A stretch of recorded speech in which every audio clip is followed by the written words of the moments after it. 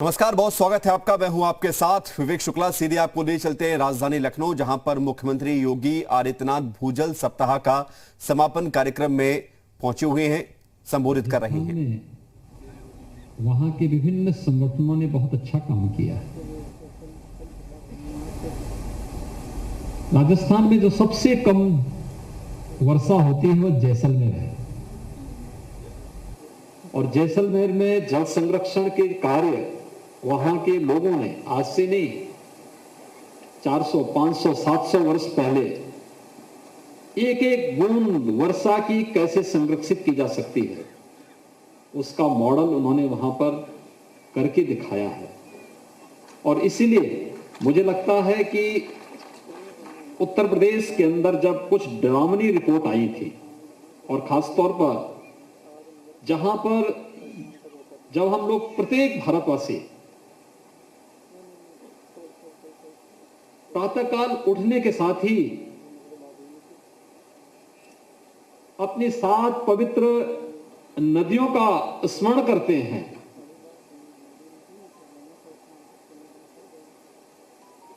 तो उनमें से हम सबको गौरव की अनुभूति होनी चाहिए कि उनमें से प्रथम 2 नदियां हमारे उत्तर प्रदेश में हैं, और दोनों का संगम उत्तर प्रदेश के प्रयागराज में होता है। नमामि गंगे परियोजना के माध्यम से आदरणीय प्रधानमंत्री जी ने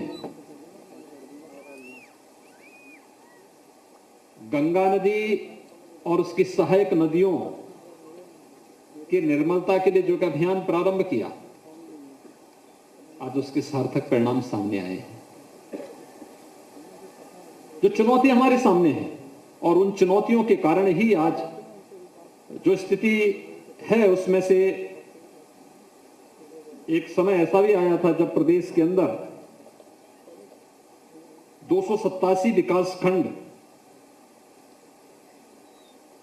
में प्रतिवर्ष 20 सेंटीमीटर से अधिक की गिरावट देखने को मिली थी, और 77 ऐसे विकास खंड थे जिसमें 1 मीटर तक प्रतिवर्ष भूजल स्तर में गिरावट देखने को मिली थी।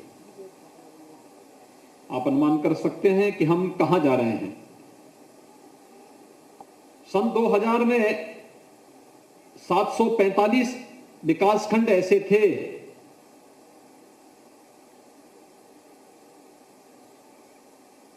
जो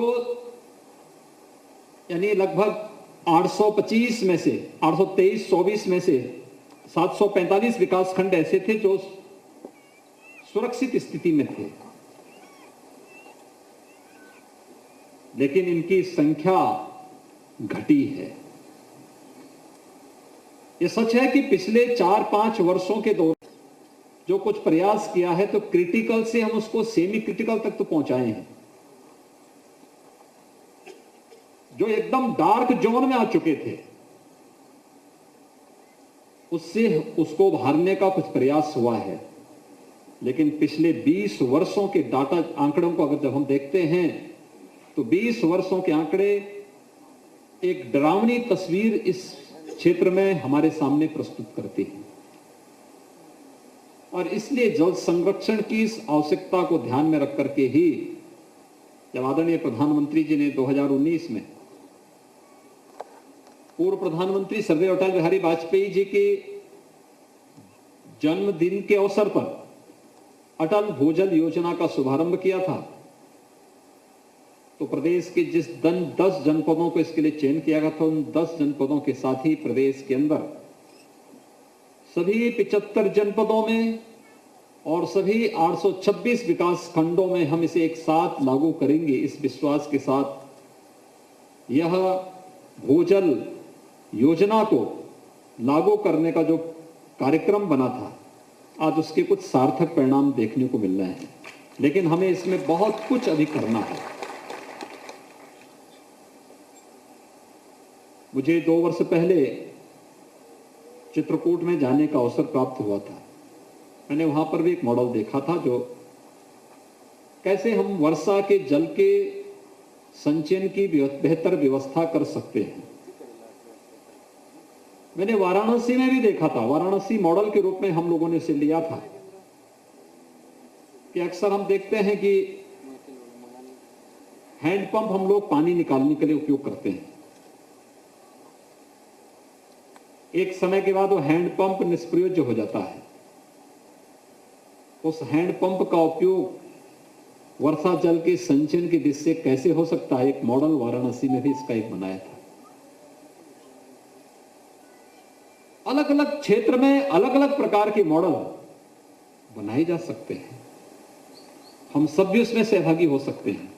मेरा ये मानना है जो फ्लोराइड और आर्सेनिक से प्रभावित जनपद हैं प्रदेश के अंदर, इनका कारण भी है भूगर्भीय जल का अतिदोहन।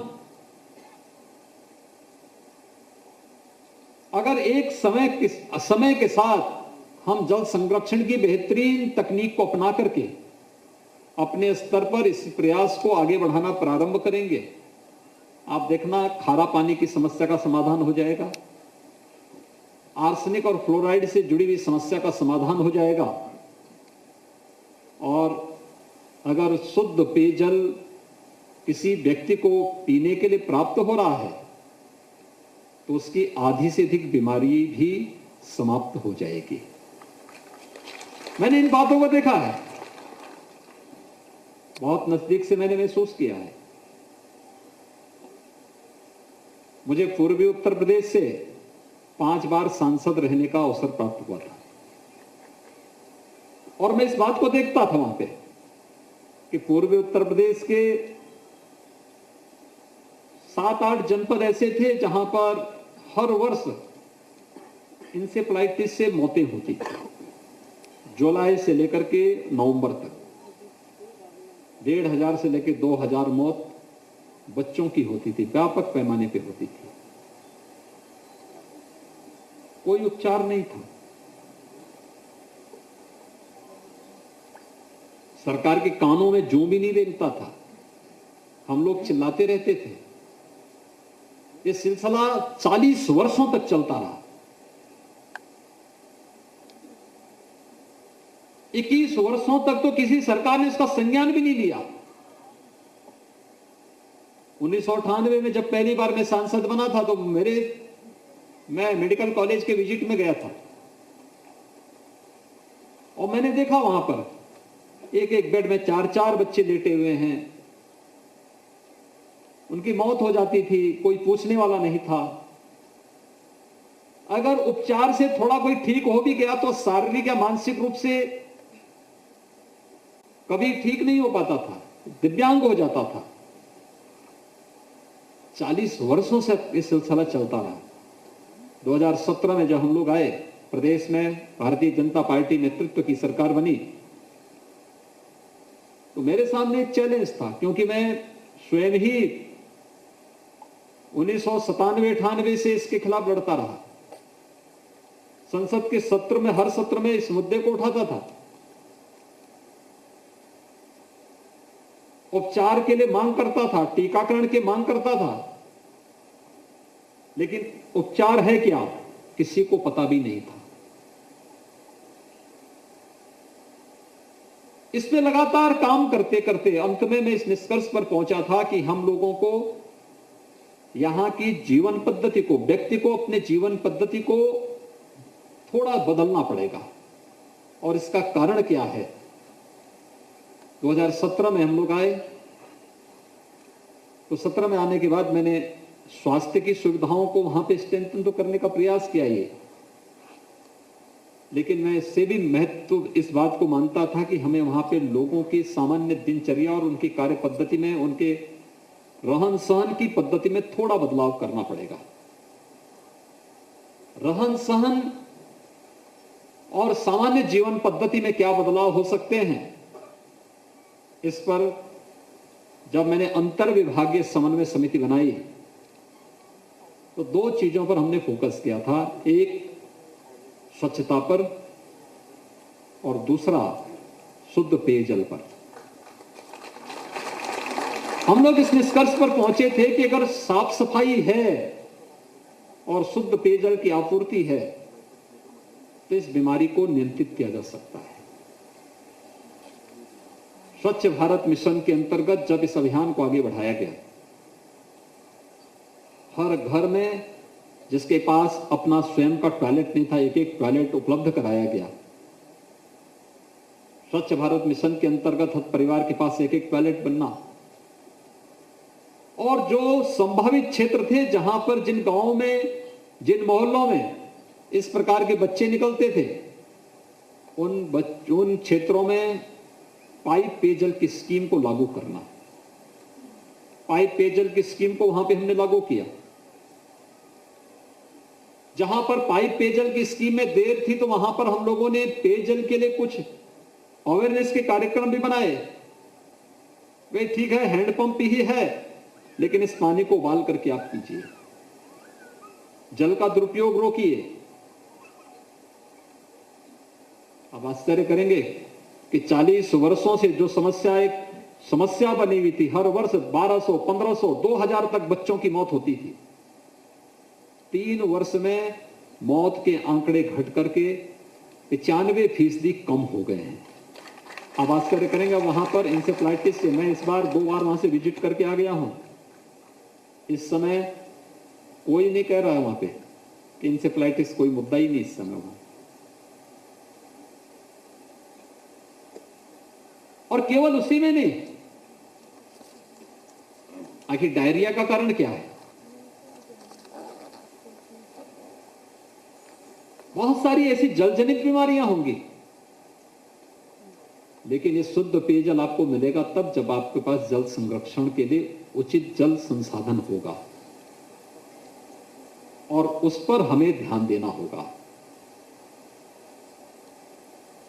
आप देख रहे होंगे बरसात का समय है,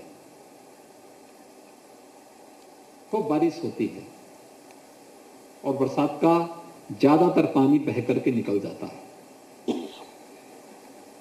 हम लोगों ने कानून बनाया है, सरकारी भवनों के लिए हम लोगों ने व्यवस्था लागू की है। विकास प्राधिकरणों से इस बारे में कहा कि आप लोग नक्शा पास करने के लिए कुछ मानक तय करिए, रेन वाटर हार्वेस्टिंग की एक व्यवस्था बनाइए, उसको भी हम लोगों ने लागू किया है।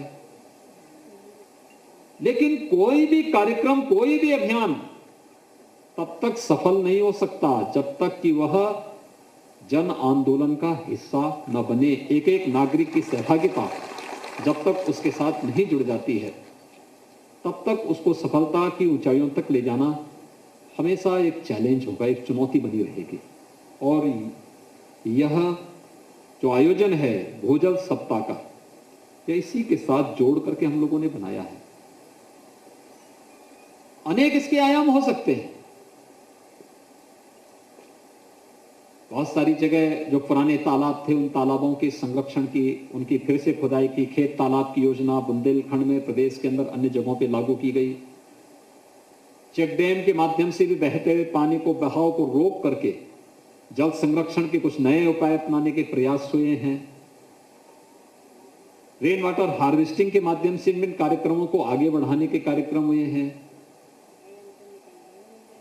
पुराने तालाब और कुओं को डिसिल्टिंग करके उनके संरक्षण के भी कार्यक्रम युद्ध स्तर पर चल रहे हैं, व्यक्तिगत स्तर पर भी, शासकीय स्तर पर भी, समाज के सहयोग से भी कार्यक्रम चल रहे हैं। अन्य तमाम प्रकार से इन कार्यक्रमों को आगे बढ़ाने का कार्य हो रहा है। साथ साथ सरकार के स्तर पर वृक्षारोपण का भी एक बृहद अभियान प्रारंभ किया गया।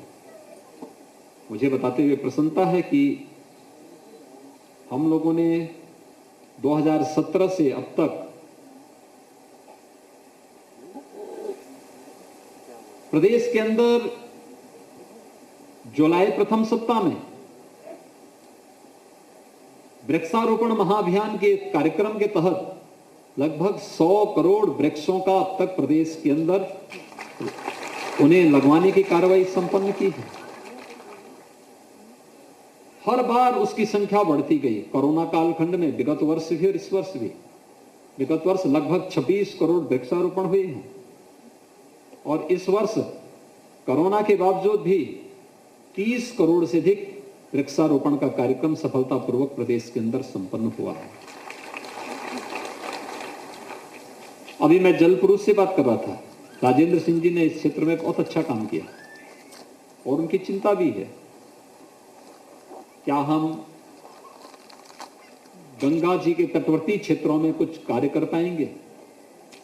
और जो कार्य हुए हैं, आप याद करिए, जो गंगा के तटवर्ती क्षेत्रों में जो लोग निवास करते हैं, विगत वर्ष फरवरी माह में हमारी सरकार ने 2 यात्राएं निकाली थी। एक यात्रा बिजनौर से चली थी और एक यात्रा बलिया से चली थी।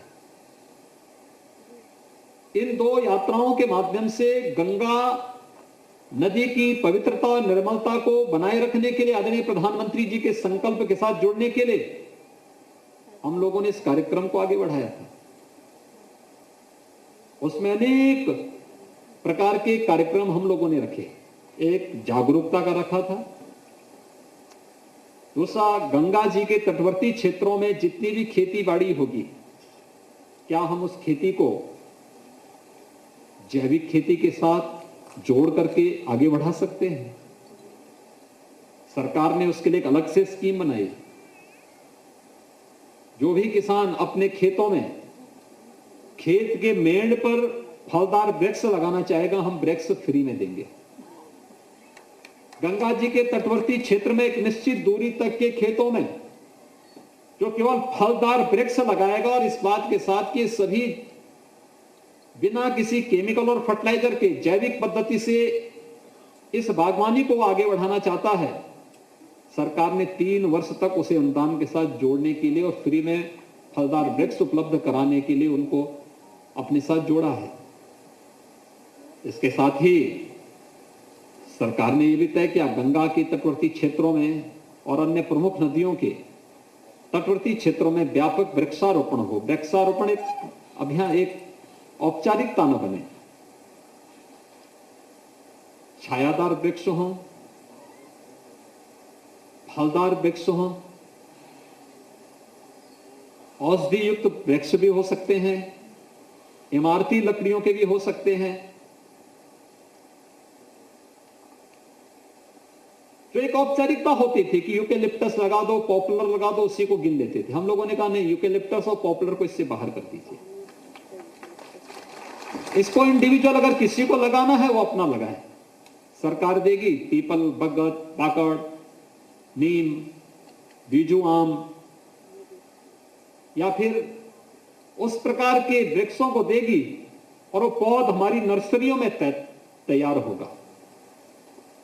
हमें पहले वर्ष, दूसरे वर्ष अन्य नर्सरियों से पौधे खरीदने पड़े थे। शेष जितना भी पौध हमारे पास आई वह शासकीय नर्सरियों में ही हम लोगों ने 35 करोड़ तक तैयार की और व्यापक पैमाने पे उसको हम लोगों ने किसानों को, विद्यार्थियों को, अलग अलग विभागों को भी वितरित किया। संरक्षण की व्यवस्था भी की। केवल वृक्ष लगा देना मात्र नहीं था, उसकी सुरक्षा भी आवश्यक था। थर्ड पार्टी ऑडिट के लिए हम लोगों ने फॉरेस्ट रिसर्च इंस्टीट्यूट को इसके लिए नामित किया और उनसे कहा गया कि भाई आप इसको देखेंगे, इसका सर्वे करेंगे, रिपोर्ट दीजिए, हमें रिपोर्ट दीजिए। अच्छे परिणाम सामने आए। व्यापक पैमाने पे कार्य करना होगा, लेकिन मेरा यह मानना है हर एक नागरिक को अपनी दिनचर्या का हिस्सा बनाना पड़ेगा। जल संरक्षण को प्रत्येक नागरिक को इसके साथ जुड़ना पड़ेगा। हमारे पास पर्याप्त मात्रा में जल आ रहा है, इसका मतलब ये नहीं कि हम उसको फालतू जाने दें। वर्तमान में हर घर नल की योजना आदरणीय प्रधानमंत्री जी की प्रेरणा से, उनके मार्गदर्शन से, उनके सहयोग से पूरे देश के अंदर लागू हो रही है। और उत्तर प्रदेश में भी हम लोगों ने पहले चरण में बुंदेलखंड और बिंद क्षेत्र में इस योजना को लागू कर दिया। आर्सेनिक फ्लोराइड, इंसेफ्लाइटिस प्रभावित क्षेत्रों में यह योजना, या खारा पानी से प्रभावित क्षेत्रों में यह योजना हमारी लागू होने वाली है। प्रदेश के अधिकतर क्षेत्रों में हमारा प्रयास है कि इस वर्ष के अंत तक 50,000 राजस्व गांवों तक हम इस योजना को लेकर के जाएं। लेकिन हर घर तक नल की योजना पहुंचा करके हर घर तक शुद्ध पेयजल की व्यवस्था उपलब्ध कराने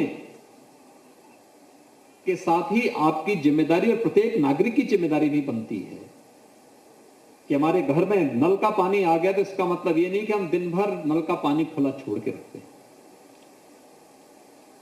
मैं भी देख रहा था बहुत सारे मॉडल बने हुए हैं और आपसे भी मैं आग्रह करूंगा आप जाकर के देखें घर के वेस्ट वाटर को फिर कैसे रीयूज किया जा सकता है। हमें उन पद्धतियों को अपनाना पड़ेगा। बरसात के जल के संरक्षण के लिए क्या क्या नई तकनीक आई है, उनमें से किसी एक को या उसमें और भी संशोधन करके किसी एक को आप आसानी से अपने यहां भी लागू कर सकते हैं। हर एक जगह संभावनाएं हैं, उन नए संभावनाओं को आप भी अपने तरीके से आगे बढ़ा सकते हैं। हर एक जगह की परिस्थिति, वहां की सामाजिक, वहां की आर्थिक परिस्थितियां अलग अलग होंगी, उसके अनुरूप आप भी इस कार्यक्रम को आगे बढ़ा सकते हैं।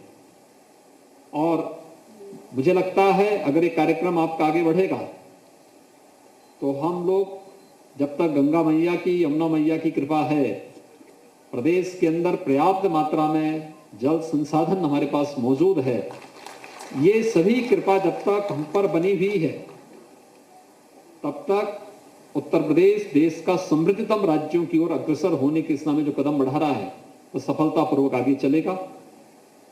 वह स्थिति हमारे सामने आज अभी नहीं, जो आज जो चुनौती राजस्थान के सामने है, कुछ अन्य राज्यों के सामने है। एक एक बाल्टी पानी के लिए लोग तरसते हैं। हम लोगों को अपने आप को सौभाग्यशाली समझना चाहिए कि हमारे पास जल संसाधन भी है, समय पे बरसात भी हो जाती है, अच्छी बरसात होती है। लेकिन यह दुरुपयोग करने के लिए नहीं, उसका संरक्षण करने के लिए हमें बेहतर उपाय करने होंगे। मुझे विश्वास है कि जो विभिन्न प्रकार के संगठन, संस्थाएं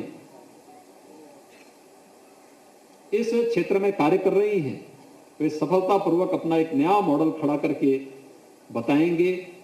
एक नई प्रतिस्पर्धा को इसके माध्यम से हम लोग आगे बढ़ाने का कार्य करेंगे। और विभाग ने अब तक की जो उपलब्धियां हासिल की हैं कोरोना कालखंड में भी, इन उपलब्धियों के बल पर हम पूरे प्रदेश के अंदर अटल भूजल योजना के इन कार्यक्रमों को सफलतापूर्वक प्रदेश के सभी 75 जनपदों में, 826 विकास खंडों में, 58,000 से अधिक ग्राम पंचायतों में और 1 लाख से अधिक हमारे जो राजस्व गांव हैं उन गांवों तक, और लगभग 14,000 के आसपास जो हमारे नगर निकाय के वार्ड हैं वहां तक पहुंचाने में सफल होंगे। आज के इस कार्यक्रम के अवसर पर मैं एक बार फिर से विभाग को और इस पूरे अभियान के साथ जुड़े हुए सभी महानुभावों का हृदय से अभिनंदन करते हुए हृदय से धन्यवाद देता हूं कि भूजल सप्ताह के माध्यम से प्रत्येक नागरिक को जल संरक्षण के लिए प्रेरित करने और आदरणीय प्रधानमंत्री जी की प्रेरणा से एक एक बूंद जल की कैसे हम संरक्षित कर सकते हैं, इस दिशा में कुछ नए प्रयास प्रारंभ करने के लिए प्रेरित किया गया है। आप सबके प्रति मेरी शुभकामनाएं। धन्यवाद। जय हिंद। बहुत बहुत धन्यवाद। जी हाँ, तो आप सुन रहे थे उत्तर प्रदेश के मुख्यमंत्री योगी आदित्यनाथ को, जिन्होंने भूजल सप्ताह कार्यक्रम में जल संरक्षण की दिशा में सरकार के द्वारा जो कदम उठाए जा रहे हैं उस पर प्रकाश डाला, उसके बारे में जानकारी दी। साथ ही लोगों से भी आह्वान किया कि आप भी इस दिशा में आकर काम करें, क्योंकि ये बेहद जरूरी है। साथ ही बीमारियों को लेकर भी, क्योंकि पानी से कई तरह की बीमारियां होती हैं, उनको लेकर भी पिछली सरकारों पर निशाना भी साधा है। और साथ ही अब जो सरकार के द्वारा काम किए जा रहे हैं उसके बारे में भी मुख्यमंत्री योगी आदित्यनाथ ने बताया है। माननीय मुख्यमंत्री जो आज के इस कार्यक्रम के मुख्य अतिथि हैं, माननीय मुख्यमंत्री महोदय,